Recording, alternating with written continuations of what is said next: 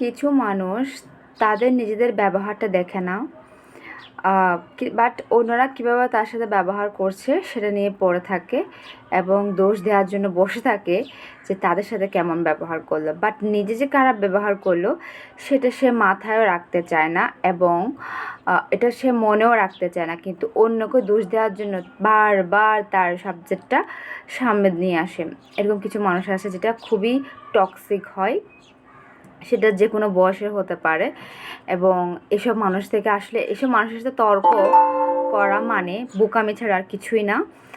তবে আমার তো খুব ইচ্ছে হয় ঠাস করে একটা থাপ্পড় দিয়ে দিতে, অতিরিক্ত কোনো কথা বললে। বা নিজের দোষ আগে দেখতে হবে, তারপর তুমি অন্যজনের কথা বলবা।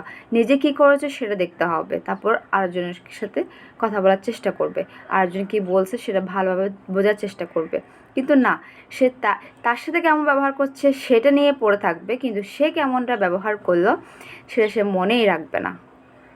এটা হবে না। সো এই হচ্ছে কথা। আর